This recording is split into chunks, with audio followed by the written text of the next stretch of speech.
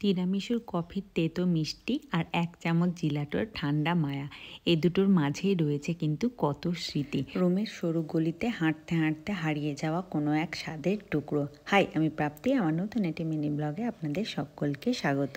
এই তিরামিসু শব্দটি এসেছে কিন্তু ইটালিয়ান ভাষা থেকে, যার অর্থ হলো চিয়ার মি আপ। এই মিষ্টির স্বাদ আর ক্যাফের গন্ধ সত্যি কিন্তু মন ভালো করে দেওয়ার মতো একটা ডেজার্ট।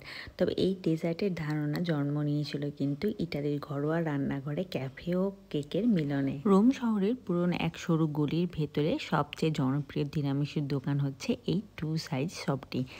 ক্লাসিক তিরামিসু থেকে পিস্তাচিও, স্ট্রবেরি সহ বেশ কিছু ধরনের কিন্তু ফ্লেভারফুল তিরামিসু আপনারা এখানে পেয়ে যাবেন।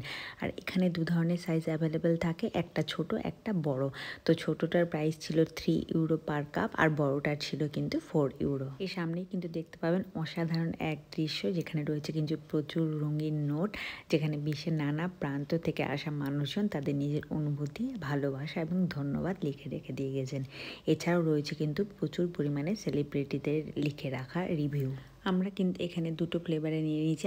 আমরা কিন্তু স্মল সাইজটাই এখানে অর্ডার করেছি। একটা নিয়েছি ক্যারামেল তিরামিসু আর অন্যটা নিয়েছি পিস্তাচিও। দোকানটি খুব ছোট্ট হওয়ার কারণে এখানে কিন্তু কোনো বসে খাওয়ার জায়গা নেই, তাই আমরা দোকান থেকে দুটো অর্ডার করে এখানে সামনে একটা ছোট স্কোয়ার আছে, সেই স্কোয়ারে বসেই কিন্তু স্বাদ গ্রহণ করব এই তিরামিসুর। প্রথম চামচ মুখে নিয়েই কিন্তু একদম অন্যরকম ফিল হলো। এখানকার যে নরম মাস্কারপোনে চিজ আছে আর তার সঙ্গে কিন্তু হালকা কফির তিক্ততা, সমস্ত কিছু মিলে গিয়ে কিন্তু একেবারে স্বপ্নের মতো একটা টেস্ট। তবে আমরা যেটা নিয়েছিলাম সেটা পিস্তাচিও। এখানে কিন্তু পিস্তাচিওর ফ্লেভারটা একদম প্রচণ্ড পরিমাণে পাওয়া যাচ্ছিল। আর তাছাড়াও কিন্তু এই পিস্তাচিও এবং ক্যারামেল দুটো কিন্তু দুটো ভিন্ন ধরনের টেস্ট আমরা ফিল করতে পারছিলাম। তবে এই জন্যই মনে হচ্ছে এই দোকানটার এত বেশি জনপ্রিয়। এই দোকানের তিরামিসু স্বাদ ছিল নিঃসন্দেহে অসাধারণ। এছাড়াও আরও একটা ব্যাপার আর ছিল, যেটা কিন্তু মানুষের লেখা এইসব নোটগুলো, যেটা কিন্তু তার দেওয়ালের মধ্যেই রয়েছে। আর সেখানে লেখা রয়েছে কিন্তু এটা খুবই সিম্পল, দামও কম, কিন্তু এর যে স্বাদের জাদু আছে তা কিন্তু কখনো এর আগে কোথাও অনুভব করা হয়ে ওঠেনি।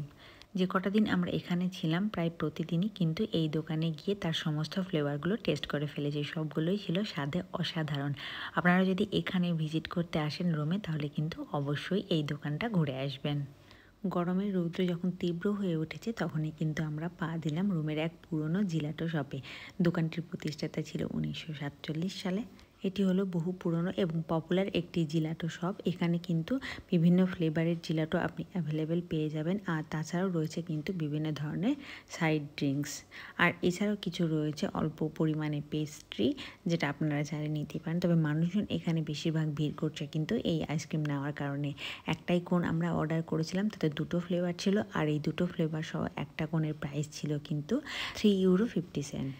রোমের ঐতিহ্যবাহী স্বাদ উপভোগ করা এই জিলাটোর মাধ্যমে, যা কিন্তু আপনার এই ভ্রমণকে আরও স্মরণীয় করে তুলবে। গ্রীষ্মকালের এই রোদের ছোঁয়ায় এক চুমুক জিলাটো এ যেন মধুর এক অনুভূতি, এর সঙ্গে আর কোনো তুলনা নেই। গ্রীষ্মের এই রোমাঞ্চের গল্প এবং তার সঙ্গে জিলাটো শপের এই যে স্মৃতি, তা কিন্তু মনে থেকে যাবে আমাদের বহুদিন ধরে। জিলাটো শেষে আমরা কিন্তু পৌঁছে যাব আমাদের হোটেল রুমে। আমার ইটালি ব্লগগুলো আপনাদের কেমন লাগছে জানাতে ভুলবেন না। Follow for more.